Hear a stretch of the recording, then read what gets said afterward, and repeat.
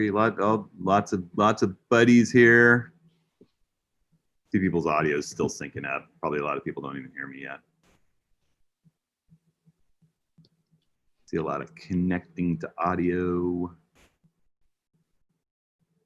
Hey everybody, I hope everybody's having a good morning. If you can hear me, I see. Wow, Mark, beautiful mountains back behind you there. Al. All right, YouTube's live. Nice. Good morning, everybody. I know audio's still syncing. My bad.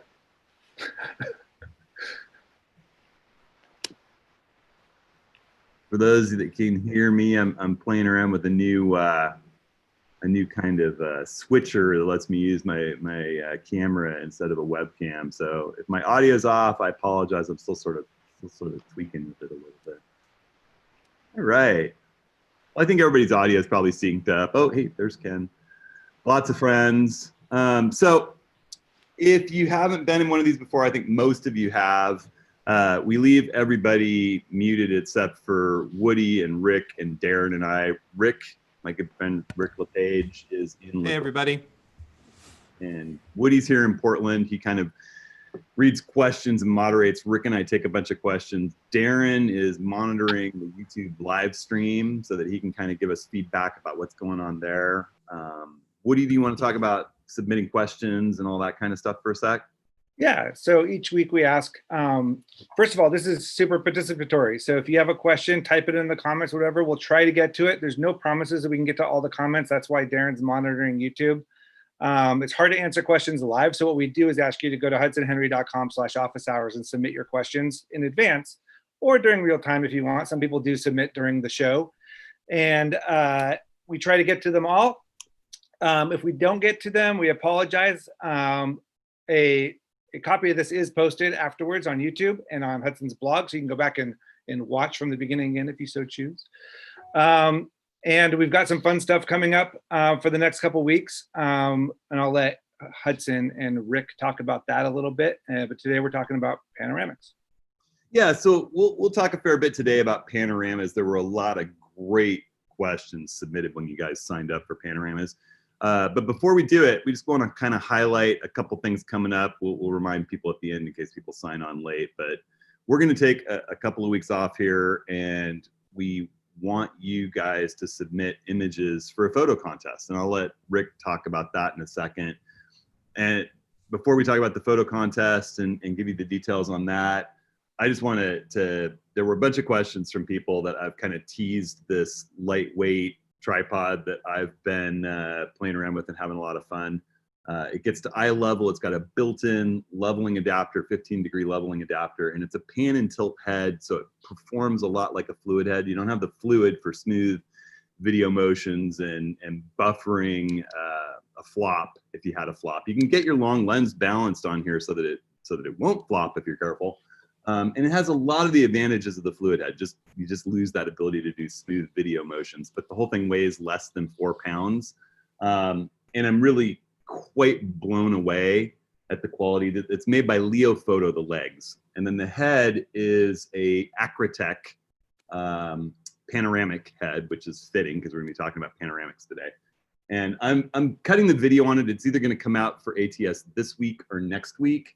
The nice thing about it is the tripod comes with the leveling adapter built in, and the head actually has a switching, really nice Arca Swiss ready clamp built into it, so you can put a panoramic, no parallax slider in there, or just mount your camera direct, or put your long lens's foot in there. All you need is those 2 pieces. And for you guys, I'll share my screen really quick here. I just in advance threw it up on my links page. So if you go into my links and click on one of the last things there that takes you into the main page, just go all the way to the bottom, and there's an early bird ultralight 4-pound eye level pan and tilt tripod and head.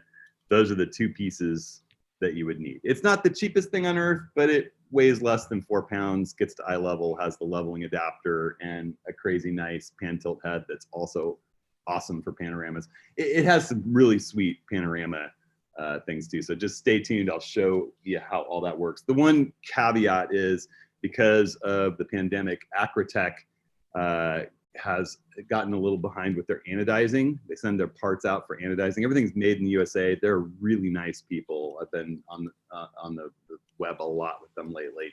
And they make beautiful stuff, but they're a little bit behind. They expect that they're going to have these panoramic heads back in on the 28th. So into the month, you can pre-order, and they do their direct orders before they send stuff off to B&H and Amazon. So I'm giving you direct links. I actually set up an affiliate account with them. So sending them the direct links. They're a little US company of really nice people who are also photographers with a real passion for photography. So buying direct from them helps them out. All right. So Rick, do you want to talk about the photo contest stuff? Sure. Hang on one second. Share here. So we're going to take a couple of weeks off, and we decided this would be a good opportunity to give you guys a chance to work on a photo contest. So for this contest, what we'd like you to do is to submit a single object or single image that you feel represents your best work. The hitch is we want it to be a recent photo, something shot since last fall. We talked about, trying to get stuff new for this, but with the pandemic and people not being able to get places, going back the last 8-9 months was probably a good way to do it. So it should be something you feel is one of your best pieces, and it should be something that you consider to be part of your style. And we'll take submissions through the end of the day, July 12th. And then Hudson and I will go through the photos submitted, and in our next office hours on the 14th, we'll showcase some of the best photos submitted, and we'll choose 3 finalists. Those 3 photos will get a custom print up to 17 by 22 and a Hudson Henry hat, which, everybody's got to have one. There's no real big rules. You can only submit 1 photo. If you submit 2 photos, we're not gonna choose. Submit 1 photo, and we would like it to have been shot since September 2019. We figure that gives you enough time to sort of look through some of your more recent work and figure out what you want to do. So there you go. Yeah, and the nice thing about having it be that time period is it kind of gives you an opportunity to have shot things, in any season, basically. So, all right, let's talk a little bit about panoramas, and I kind of want to talk about the why before the how. So I'm going to share my screen here and jump into a kind of a Lightroom gallery that I've got here of images, and I'll show you what, kind of the first image that I really had that made me think, what can I do?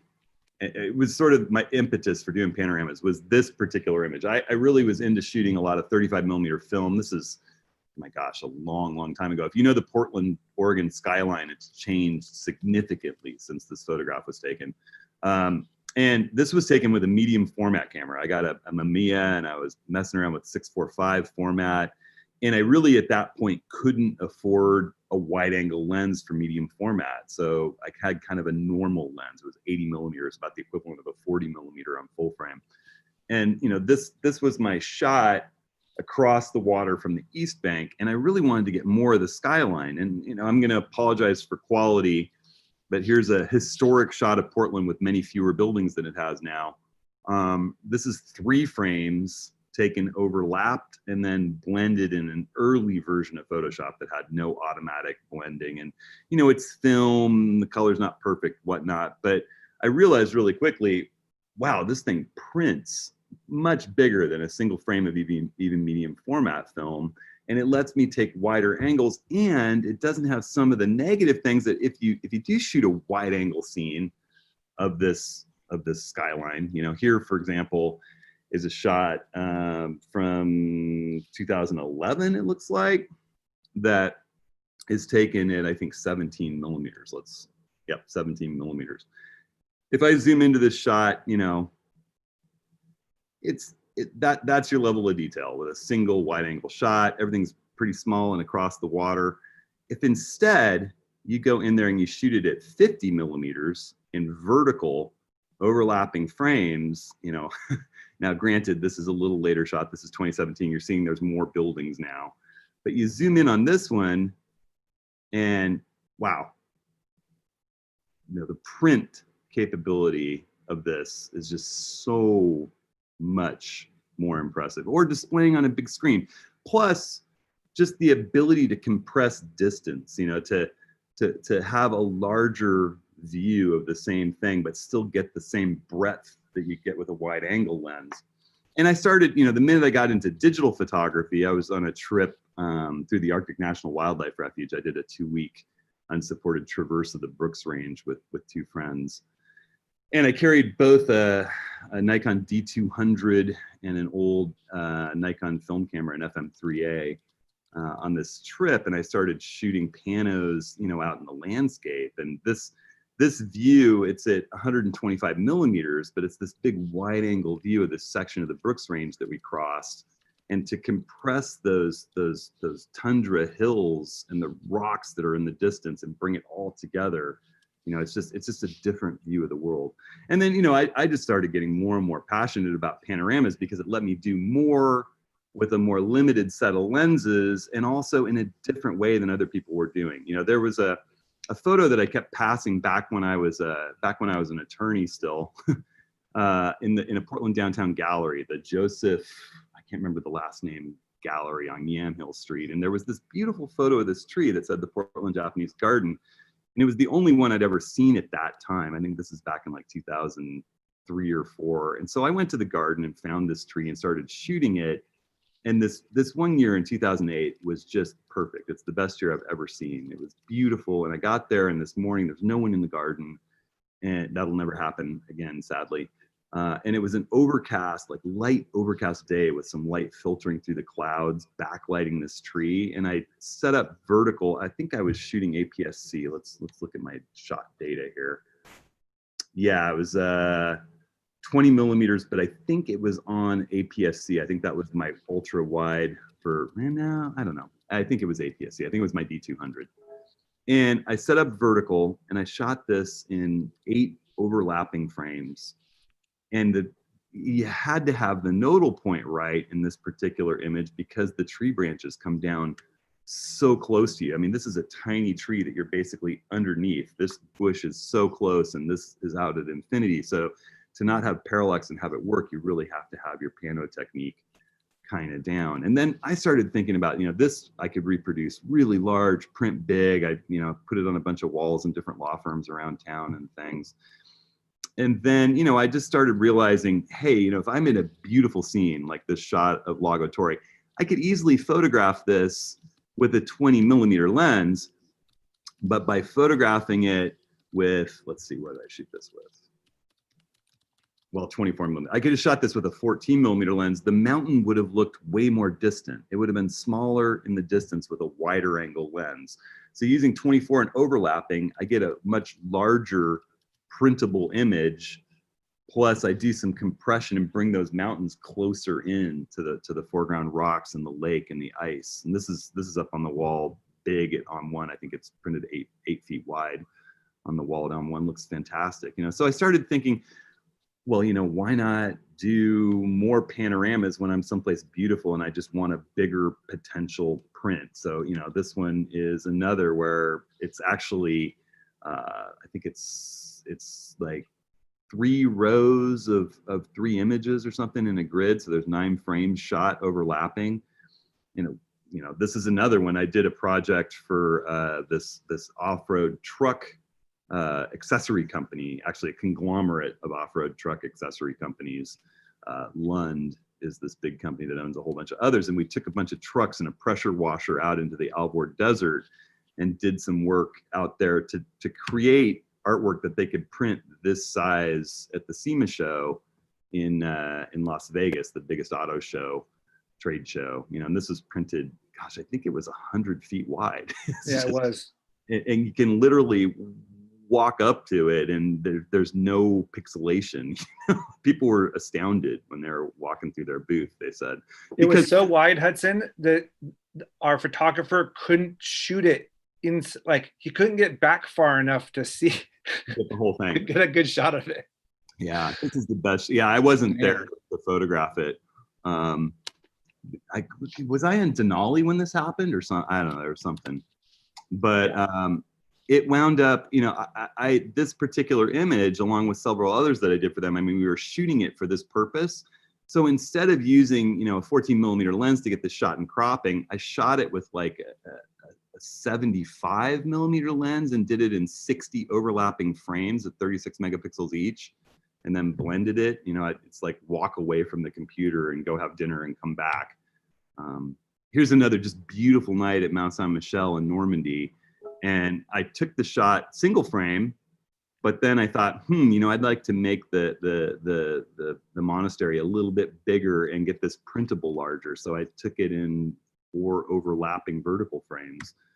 This is handheld on Denali on the West Rib on this documentary that I was filming. And I just thought, wow, this is such an amazing scene. And I didn't want to grab the wide angle out of my bag. So I flipped the 24 to 75 Tamron at a lightweight 24 to 75 2.8 that I was carrying vertical and just handheld, you know, shot this series of frames coming up the mountain. And, you know, it just also gives you this enlargeability it's just awesome. Vertical, you know, you can make a panorama vertical. This is setting up and doing just a vertical pano of the Empire State Building from Rockefeller Center, or this really cool scene in Olympic National Park. So I think you start to get the idea. You know, this one I shot intentionally with a long lens to try to compress the difference between the foreground dunes and the Amargosa Mountains and Death Valley during a workshop. And I'm still waiting for the day that I get out there and have nice light on the dunes for this scene and interesting clouds. I mean, I've been out there in this particular location, I don't know, 4 or 5 times and haven't quite gotten it right. Here's one I want to just show you. If you do the quick math on this, this is 27,000 pixels by 9,676. I did this for a project for the Veterans Administration for this skilled nursing facility in the Dalles, and they wanted these iconic Oregon scenes. So I created these huge panoramas specifically for it. If you multiply 27,000, get my reading glasses on, 27,680 times 9,676, you get a 267 megapixel image. And if we, you know, look what happens when you zoom in and have a look at Rooster Rock here, where I like to go kiteboarding in the fall. Crazy. That printed so beautifully there. When it's big, it's a whole wall. I mean, it just lets you do things you can't otherwise do. This is from that same project at Smith Rock. There's another wall. So you get the idea. I've got, you know, an ability to create higher resolution things in a different kind of perspective, compress distance differently. You get some of the attributes of a long lens while you're getting a big wide landscape. You know, or you can also do things where, you know, this is shot at 14 millimeters, but vertical in 4 overlapping frames. There'd be no human way possible to get the lobby of the Alani Hotel without doing that kind of technique. This was for the LA Times for a travel article some years ago.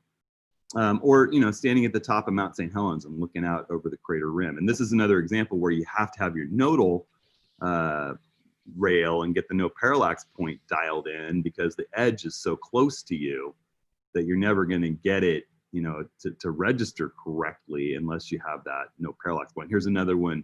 This one presents a wholly different problem at Steens Mountain at dawn, because you have to have the camera tilted down. So if you're working with a ball head, you know, there's no way to level pan tilted down. It gets just way too complicated. You need a fluid head or an advanced panorama setup where you can tilt and then still pan level, because I have the camera tilted way down in this scene to capture that foreground rim at the top of Steens Mountain.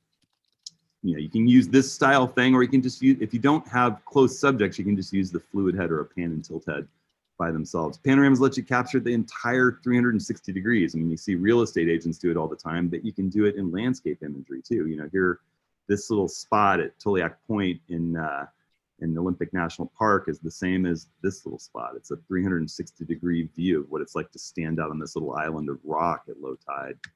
Or this view on Denali during the climb. These two people on the left are the same two people as on the right, same set of bags. The 360-degree view of the mountain. You know, to talk a little bit about the how, to kind of get a jump on that, I threw in a couple images that showcase, there's Rick standing on the bank of Sauvie Island in the Willamette Channel, which runs between Portland and Sauvie Island. It's right where the Columbia and the Willamette come together. And it's one of my favorite places. I kiteboard on this island. I love photographing. Rick and I had a wonderful foggy morning here. And this shows you how much extra I tend to put on each edge when I'm photographing a panorama. I make sure I start way to the left of where I want the left edge of the frame to be, and I end way to the right, because it's easy to crop, but you can't go back and collect the pixels that you missed, right? So there's another example, shooting those trucks out in the desert for Lund. You know, you can see my lights that I have set up for when it gets dark. We did some stuff with the Milky Way in these trucks too. You know, I'm starting off way beyond where I actually want them. And just whenever I get in front of a spectacular scene, this is one that I really worked hard, if it ever loads, to get. I'm gonna make sure that I shoot it as a panorama so I can print it really big. You know, this image of the Golden Gate Bridge is actually 300 megapixels. So you could make it enormous. But then you have the potential to do something that you've seen that shot a million times, but have you seen that one? No, because you'd need a wider angle lens than is possible, right? So before I jump in, Rick wants to talk about a couple of his panos too, and has a few words. But I wanted to show, you know, one of the things that is awesome that Rick and I enjoy in the workshops is looking at students' work. And this is our buddy Jason Royal did the most amazing pano in the windows at Arches. And I kind of got him up to this spot where you can get turret arch through one of the windows. But then he had the amazing vision to turn it into a pano with Rick and I standing in the window. So it's fun to see, you know, students and compatriots out there in the field take off and run with some of these awesome ideas. And actually, And that's Rick, a multi-row. That's a multi-row panorama too. it is a multi-row panorama. Yeah. He cloned a few people out. Yeah. But wow, I love that shot. Talk about being in the right place at the right time. And then Rick, do you want to talk about Amy's?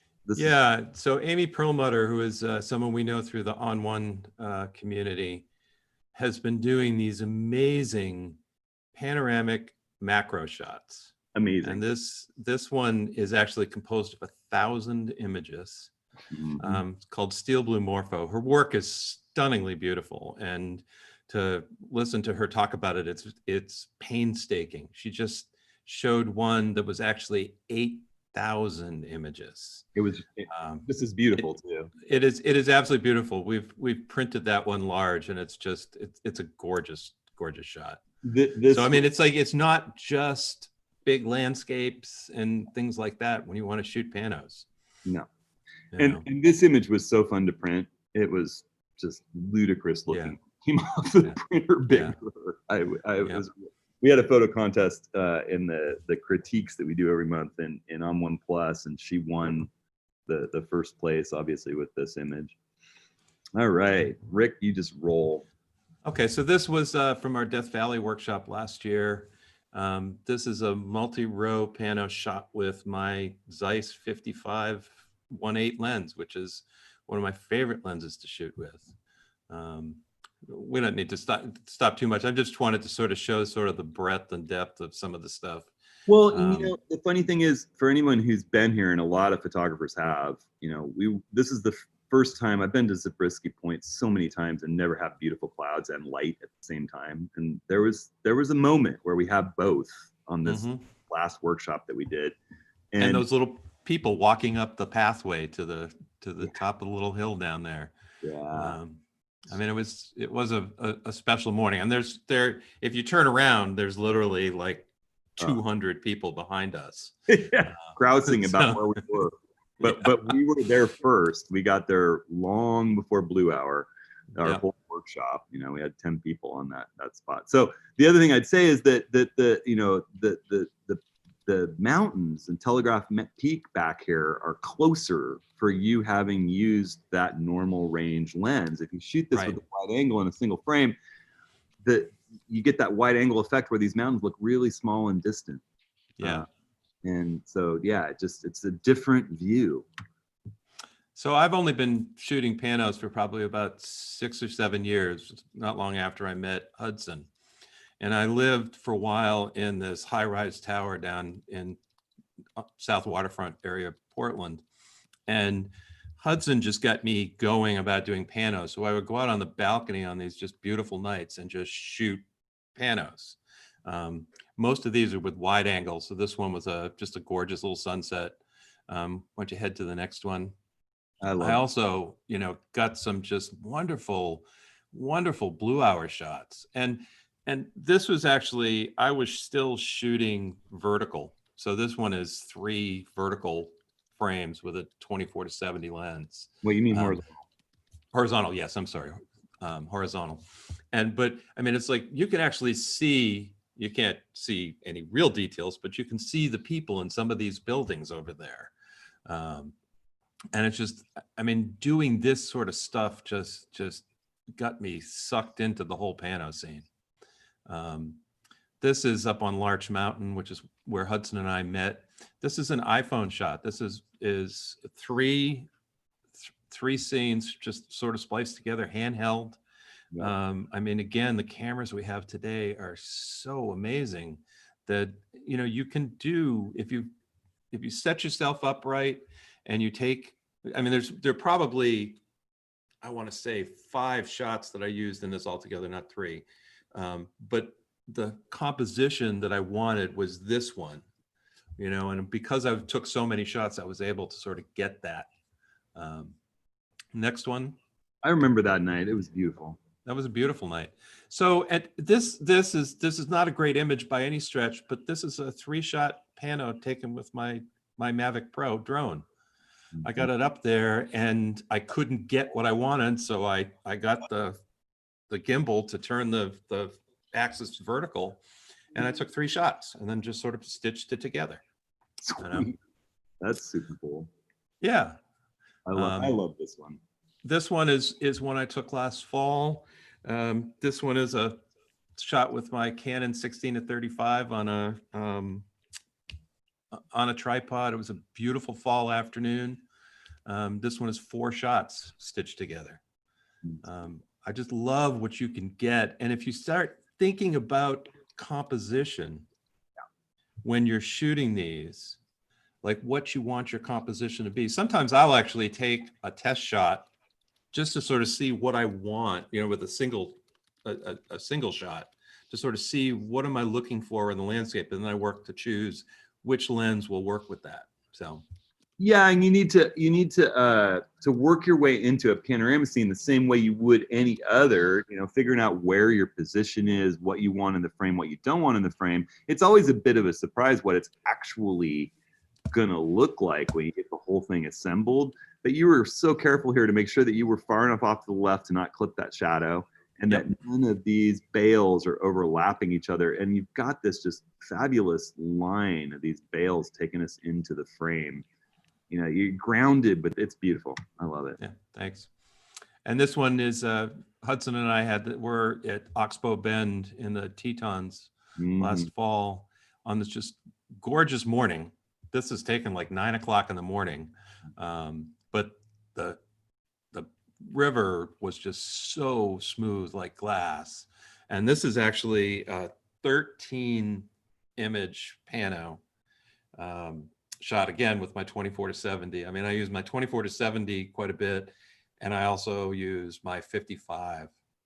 Although I've got a couple that I've done with my 70-200. And that's the thing, right? A 24-70 with Pano technique suddenly becomes a 10 to 70. It just suddenly you can do more. You can do all these crazy things you couldn't do. I mean, it's a great one for Pano. I can't wait to get back to this spot this fall. I cannot wait. Yep. Oh, and this one was this was a night when Hudson and I were in Joshua Tree with our friend Chet in January. And we came upon these rock climbers in this garden, and I struggled trying to get a good composition. And then all of a sudden I thought, okay, well, let's look for a Pano in it. And because these climbers were just great. And so this was actually shot with my 70-200 at 70 millimeters. Again, I was able to sort of get everything I needed in this. It's only 4 shots, four individual slices. But, you know, again, it doesn't really matter what lens you're using or what focal length. It's more thinking about the scene you're in front of and how are you going to, you know, it's like, as Hudson said, it's like any other, you know, getting in front of a scene and thinking about what am I going to use to take that shot. Hey, Rick. Yep. Can I interrupt for just a second and ask a question? Is there software that can help you? Like when you're sitting there in front of a scene, is there anything like an app or anything that can help you visualize what you might end up with? Do you shoot with like your camera phone first and then be like, okay, or is there some proprietary apps out there that could help? I don't know of any apps. Hudson? Well, one thing that you can do, and that I've recommended people do in the past, is actually fire up your phone and take a panorama with your phone. If you really are going for something wider than you can get with the widest angle lens, get in the position that you're thinking about doing it and create a quick phone pano. You can even just use the built-in little JPEG phone camera generator just to get a look at what it's going to be. You know, and I would Rick talked about doing a phone panorama earlier, and just while we're on the subject of using a phone for panoramas, we talked last week about mobile photography, and I would say that if you're going to shoot a panorama with your phone, it's really worth using a bit of software, whether it's Lightroom, mobile's camera, or, you know, for people like us with the Google phone, you can just flip to RAW and shoot it in RAW, shoot it overlapping RAW frames, Yes, like you would panorama with your camera, and then you can blend that later when you get home with whatever software you would normally do, and you'll have a much higher quality output than what your phone's built-in panorama output will be. Much higher. I noticed somebody on YouTube said a program called Planet Pro app has a panel section with a viewfinder view that lets you see degrees, sections, both across and vertical. That's interesting. At different focal lengths and stuff like that. You know, there's a question, and maybe I'll just jump in and take it really fast. And apologies to anybody, my lips being out of sync with the audio. I'm kind of working through a new video switcher, and it might be out of sync a little bit. But having the ability to just put grid lines on the back of your camera, I doubt anybody can really see it, but I've got grid lines lit up on the back of my camera here, and I just watch it move through the landscape, and I take a shot every time a grid line moves from one to the next. I want to have 66% overlap. I want the small slices of the world. I don't just barely get enough overlap. I have a lot of overlap, because if you think about it, as your lens is moving through that scene, the highest quality, least distortion part of your lens's projection is the center, the sweet spot. So you get a couple of things by having a lot of overlap. I set the grid up, I get it level and dialed in to do my pano. If I'm doing an advanced pano, I'll get the no parallax point that I've measured for that lens set. And then as I rotate through, say there's, you know, a little rock in the foreground that I see that crosses one of the grid line on the right, shoot, goes to the center grid line, shoot, goes to the left edge grid line, shoot, look for the next thing that's lined up on the right. And I literally take a shot on every single one of the grid lines on a point as I'm moving through space. And then there's 2 benefits to that. One, when your pano gets assembled, your software can choose the least distorted, most beautiful center projection. And if something goes wrong, if a bird flies right through a critical part of your scene, or if you had a little shake or something goes funny, you can toss an image and you still have a great working pano. So. All right. I thought we'd actually take a few questions. We had someone ask about how to assemble a pano in On1, and I thought I might showcase that in a little bit, but we've been doing a lot of screen sharing. So there are a bunch of people who are asking questions about no parallax point and stuff like that. You might want to address that a little bit here. Yeah, and I just posted the no parallax video that Hudson made a while ago, which it lives on YouTube. So I posted that in the chat for everyone if you afterwards you wanted to see more in-depth information. So I would have, everybody's sitting there looking at their computer right now. If you hold up your finger in front of your face with both eyes open, and then close one eye, and then open the other eye while you close the one that's open, you'll see your finger shift in relation to what's going on in the background. That's parallax. So if you have a close object in your frame and infinity out in your frame, as you swing your camera, parallax will make that close object seem like it's moving. That's what's so cool in Hollywood camera movements, when there's a close subject and the camera's moving and the subject appears to be moving in relation to the background while they're standing still. It's a problem with blending panorama images. And so the way to avoid it is actually, get my camera here where you can see, so you get level, is using a nodal rail. This was improperly called the nodal point for a really long time. We should more properly call it the entrance pupil of the lens, but to make it simple, it's called the no parallax point. But I'll refer to it as the nodal point because so many people call it that. But you slide back and you can measure that. We've got a whole video for free. I'm not going to go into details about how to do that. I have a whole course on advanced panoramas. But you can measure where your particular lens on your particular camera is on your nodal slider and tripod setup, so that you get to the point where there's no parallax. It just eliminates parallax as the camera pivots. You're pivoting across this point where two cones of light are meeting in the center of your lens, where it goes through, and at that point there's no parallax. It's a really, really cool phenomenon, and it can let you do panos like that one with the maple tree, or the one with the edge of the mountain where I'm sitting on the edge, like having something really close and something distant in the background. You can toss all that out the window these days with the panorama blending software being so good. If you're photographing that big grand landscape scene, my photos, my scene of Portland skyline across the river, I don't have a close foreground subject. There's no need for me to even set up and do the note. I get sort of close, maybe, I'll just kind of eyeball it and say, well, it's probably right about there.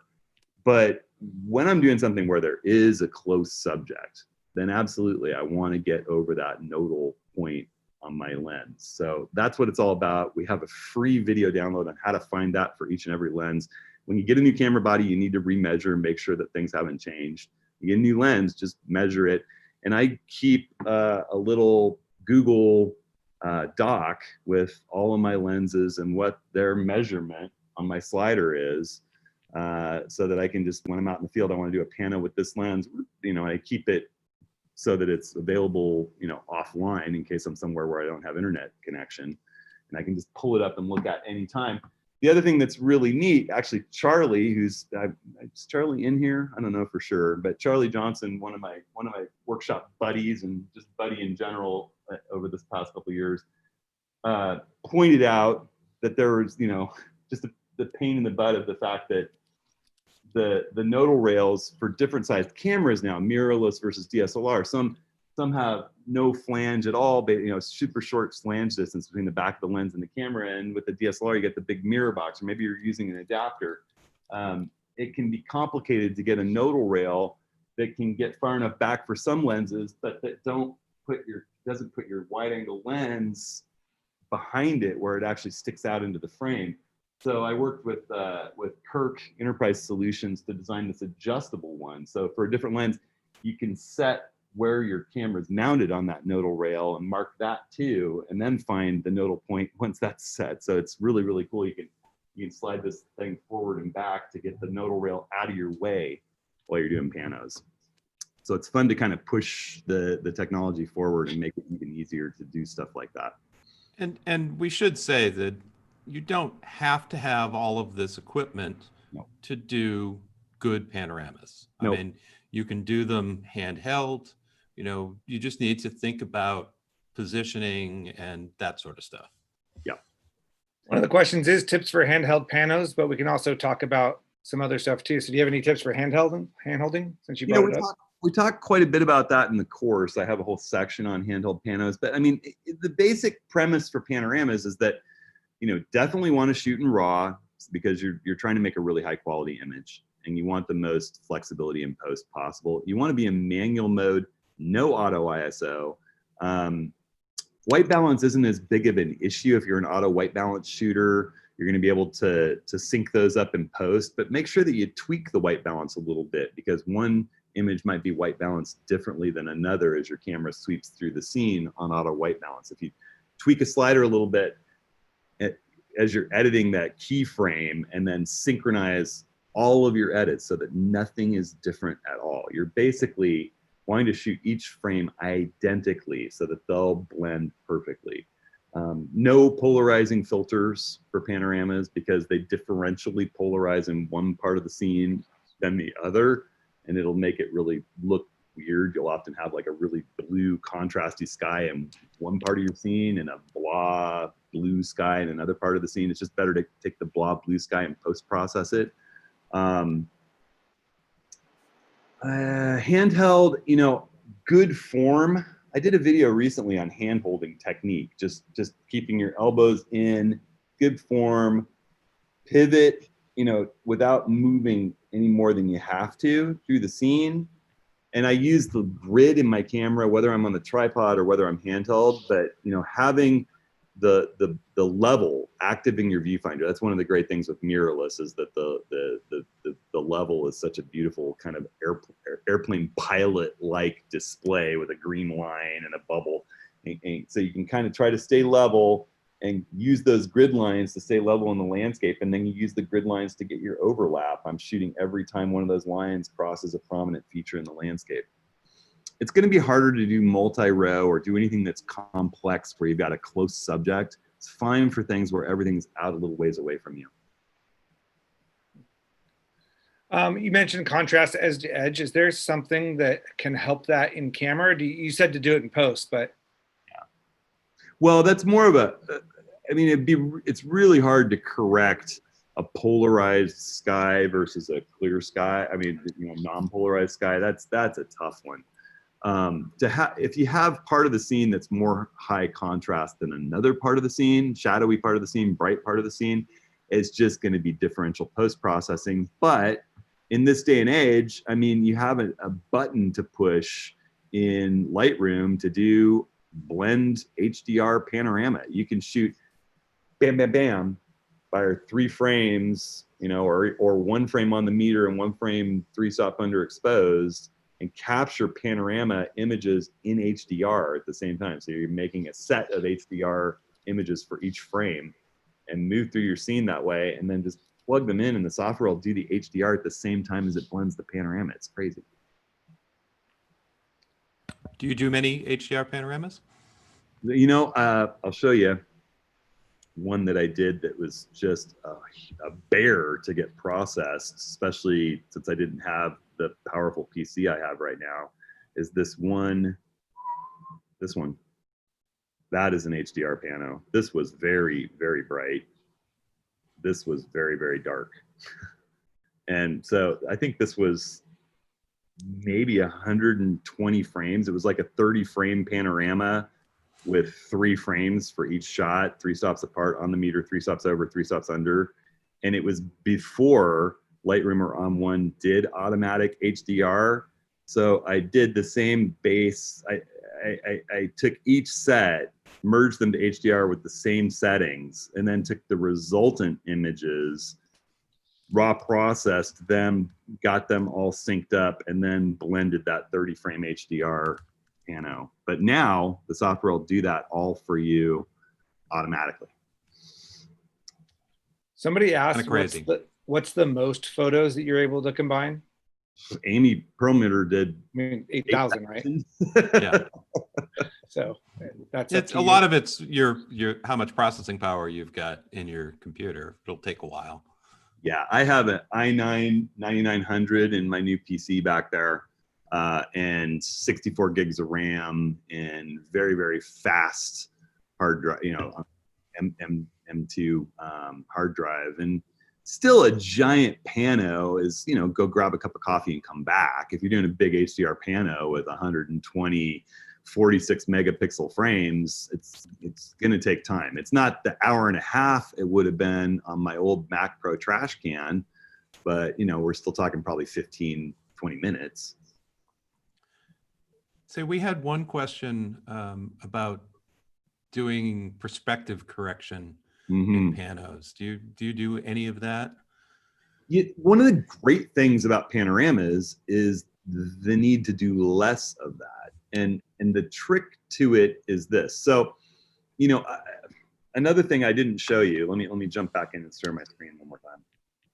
If I go back to this early photograph of mine from Portland, you know, I showed you the panorama at 50 millimeters. 50 millimeters doesn't have a whole lot of distortion, right? That's the normal lens. That's one of the beauties of this is I didn't have to do any distortion correction because I'm shooting it at 50 millimeters. But when I shot it at 17, take a look at how much I actually did here to get those lines straight. If I go into, well, I got to go to develop, sorry, and take a look back at let's go to the sort of original. Oh, wait. I got to just look at transform. So there's how it looked out of camera. Lot of distortion, a lot of keystoning. Look at the bridge. Those should be standing straight up, particularly on the edge of the frame. I mean, pretty dramatic amount of distortion control. So just by using less of a wide angle lens to do a panorama can really aid in that. But, you know, if you're doing interiors like a cathedral or something, I've got distortion up here. I've got certainly distortion in here. These are all parallel, you know, it looks good in the middle, right? And it looks bad on the edges. So I think the key to think about if you're doing a panorama and there's a part of the scene that you want to be able to do distortion correction and have it work out is to start further to the left, go further to the right, start higher up and lower down, capture way more than you think, but you're capturing it at really high resolution. So you just crop the really distorted edges away, work with that center part, and you've got lots of room to do those kinds of transform moves that can aid you in fixing that distortion. So, you know, that's the key to me for doing panoramas is, you know, the longer focal length lens reduces the distortion that you would normally have. But in a scene where you're trying to get, you know, a really wide view of the interior of something with an ultra wide angle lens or a fisheye, just start way to the left, start way above and end way below where you would actually want the image to be. And that gives you room to do the transform work that you need. I think that's one of the basic rules that I've learned from you over the years is take more than you need and crop it down once you've done the work. Sometimes you might find something that you didn't think you'd see that you want to keep, and sometimes you get that sort of heart of the image. Yeah, exactly. So there's a couple questions relating to that. Rob just asked, where do you focus on a pano?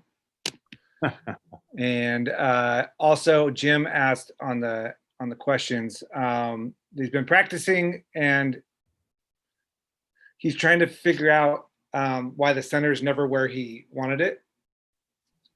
Oh, that question I have struggled with myself. That's if you're doing a 360 degree pano. Yeah, like it's a 360.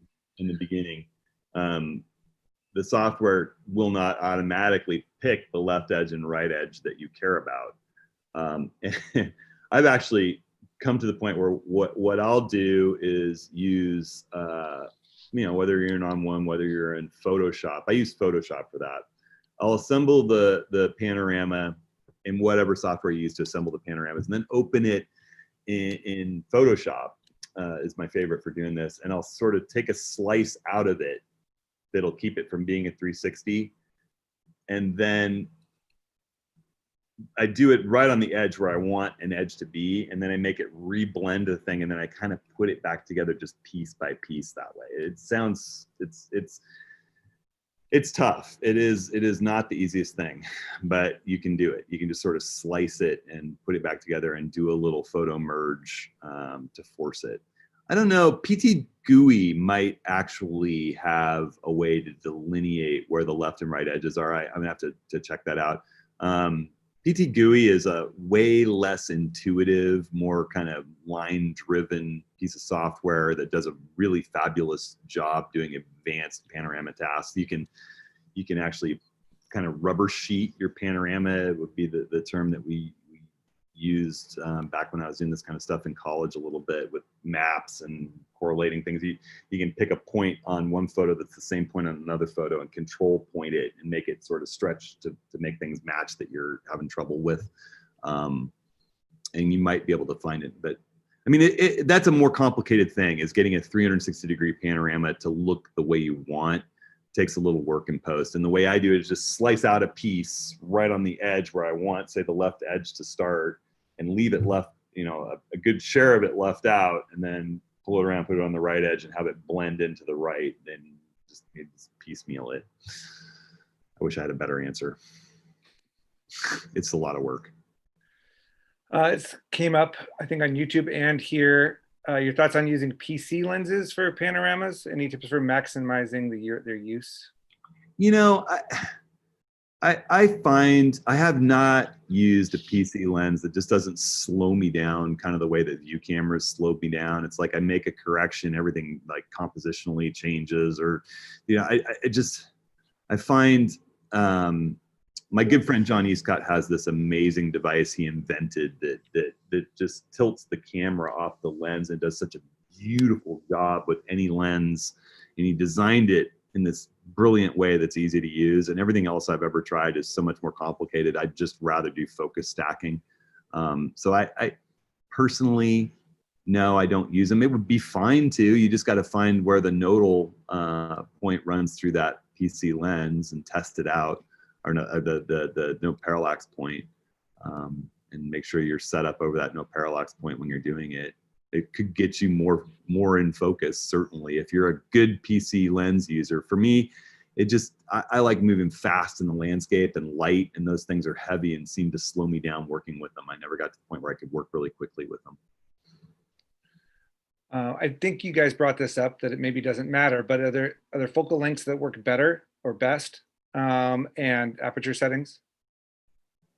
I have done panos with everything from a fisheye and a 14 millimeter on full frame to 400 millimeter, just when I want more resolution out in the landscape. The only problem with doing really long lenses are if you have close subjects and distant subjects, you have more problem with parallax and getting everything in focus. If everything's out at infinity and you're focusing on some beautiful bit of light way out in the distance, you can easily do a panorama with a long lens. Rick, do you have any thoughts on that? No, no, I don't. Yeah. I mean, I've done panoramas of I haven't done one with my 500 yet, but that doesn't mean I won't. Yeah. And I think you mentioned this also, but best method for capturing panos, landscape or portrait? Did you say? Well, so it depends on what kind of pano you're capturing. Of course. Let me share one more time here. If I'm capturing, go into my grid view here. If I'm capturing a horizontal panorama, then I want to turn my camera vertical, because I'm sweeping the width of the sensor across the frame. I'm going to get more sky and more foreground. I'm getting more of the scene in my frame by holding the camera vertical and sweeping it through the scene. If I'm doing a vertical panorama, I want to put the camera horizontal so that I'm sweeping the width of the sensor up through the scene and getting more to the left and the right. It's just about, let's capture as many pixels as we can. Awesome. We had somebody ask about how to assemble a pano in ON1. Right. Let me just share my screen really fast. I'm going to do the quickest, simplest. I have that panorama that I accidentally shot in JPEG during our pandemic photo gallery, where everybody shared images that spoke of the pandemic to them when I went out in the downtown waterfront. And I have these loaded up. So you can see where I shot a dark frame, shot my panorama images, shot a dark frame to show that's the end. So I know that these are all panoramas. I'm going to code them blue. And I've edited this one. So I've gone into edit and I did a little noise reduction and a little color tweaking. And I just want to go in here once this loads in. And I'm going to look at my my film strip and make sure I have them all selected with this one that's edited, super selected. And I'm going to synchronize. And I want to basically do all my develop settings. I'm going to apply it. And all these are going to be edited identically. I would go through and I'd look at each one and make sure there's no blacked out shadows that matter to me and no blown out highlights that matter to me. But I picked one that was pretty representative. It had some nice shadows and it had the city. And all I'd have to do in on one, the only thing I have to do is just click this Pano button while I'm in browse. So you leave leave edit, and you jump into browse and it'll put them together automatically for you. You don't even have to do that processing before the fact. I think if you're going to, make sure that you apply it all in sync to all the images. It'll go a lot faster if you haven't applied any develop settings. It'll actually load really fast. But this will have all that baked in and it'll just throw up a panorama as we wait. Taking a second. It's going to give me a sort of a dialog box. I'm still waiting. Probably should have restarted my machine too. I have Lightroom running and a whole bunch of other things happening at the same time. And this isn't the newest Mac Pro. Say, has Lightroom changed their panorama building? Originally, it didn't matter what edits you made to your panorama slices in Lightroom. Has that changed, do you know? I'm pretty sure it has. Okay. Wow, creating warp. Well, it's doing a whole bunch of stuff here. Yeah, I don't ever process my images first. I tend to process them after I build the panorama. It's an old habit of mine when you had to go to Photoshop to do it and create a new document that wasn't raw. Yeah. But there you go. You see, it did a nice job, and I would just click save, and it would create it. I'm not even going to do that. I'm going to cancel it and jump out so we can keep talking. But it is simple. And Rick's right. I mean, you could take the raw files, highlight them in Browse if you're an on-one user, and just click that Pano button, and it's going to build it. And it's a linear .om1 raw file, so you can go in and do all your tweaking after the fact. If I had heavy noise reduction, I'd probably try to do that first. But can I just interrupt one second? Walter Pincus said the PT GUI does allow you to order the images left to right the way you want, and then go to the middle and adjust tilt and roll on a 360-degree pano. So I was thinking about the next time I did a 360, I was going to use it because I was really frustrated making it happen in Photoshop. I got there, but it was a number of moves, and moves take a long time with a big high-res image. So I will check that out, Walter. I appreciate that feedback. PT GUI is an amazing piece of panorama software. The learning curve on it is steep, but it does amazing panorama mergers and gives you a ton of control that other software doesn't. And it's not very expensive, so something to look at. PT GUI. On that note, you guys have mentioned On1, obviously, since you guys are involved with On1. If somebody was just starting out, a hobbyist, not going to sell their work, John asked, what's the best software to get involved with? Doesn't mind buying something or subscribing. For panoramas specifically? Yeah. I am a fan of Lightroom and Photoshop's panorama generation. I mean, I think the photography membership in Lightroom and Photoshop is worth it if you really love to do panos. PT GUI is a great piece of software, but it's not gonna be the only piece of software that you use. It's just to blend those images. It's not gonna be for editing the images and getting them polished and ready to send out. Would you agree with that, Rick? Absolutely. I would, if I were going to pick one piece of software that I had to own for doing panoramas, it would be Lightroom Photoshop. Yeah. And can you still buy those outright, or is it subscription only? Subscription only. Is there anything that's standalone, no subscription, if somebody just wanted to invest in software? On one is GUI. and PT GUI, yeah. But then if you want to be a on one pro or No, but you Plus can member- buy or the Plus software. member. Yeah, You you can can buy just it buy the outright. software. Hey, we have more people in here than when we first started, and I just want to throw a quick shout out before we wrap up that we had a couple of announcements when we started this whole office hours. One is that we're taking a couple of weeks off. So when is the next one? 14th.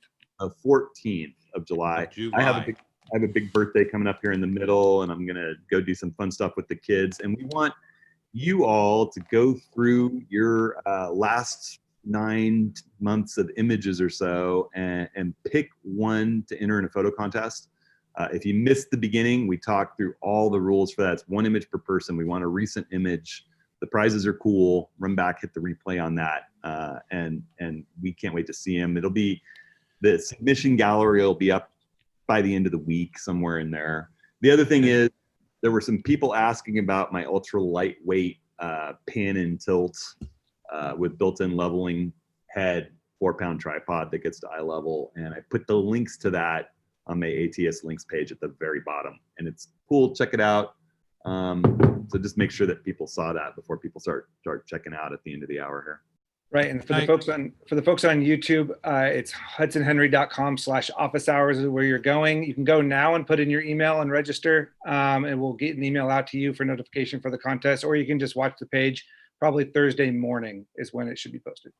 Can I just, there's one more follow-up. Yeah. Bruce Wagner reminded me that Photoshop Elements, which is not subscription, it's under $100, will also do Panos. It's basically got the Photoshop Pano engine in it.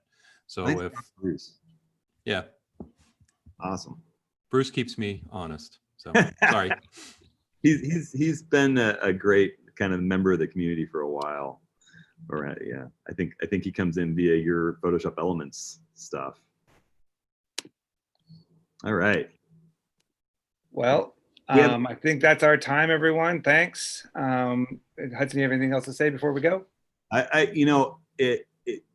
just think that if you aren't shooting Panos, and if you really want to start playing with Panos with your main camera, flip into manual and try it with a 50.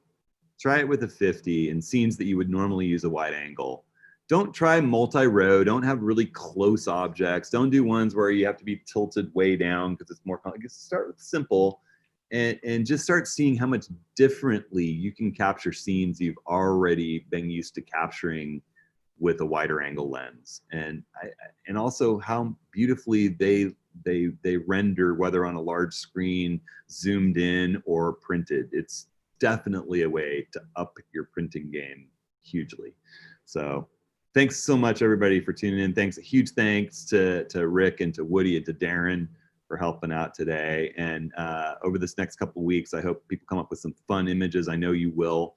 It'll probably make it hard for Rick and I to pick winners from. Just thanks everybody for tuning in. And I hope everybody's staying safe and happy and shooting. Happy birthday, buddy. Thanks, man. This is big Big birthday. 5-0. Big 5-0. 5-0 on Saturday. Yeah. So the wind is good. I'm going to do some kiting and hang out with the kiddos and eat some cake. Thanks, everyone. All right. See you, everybody.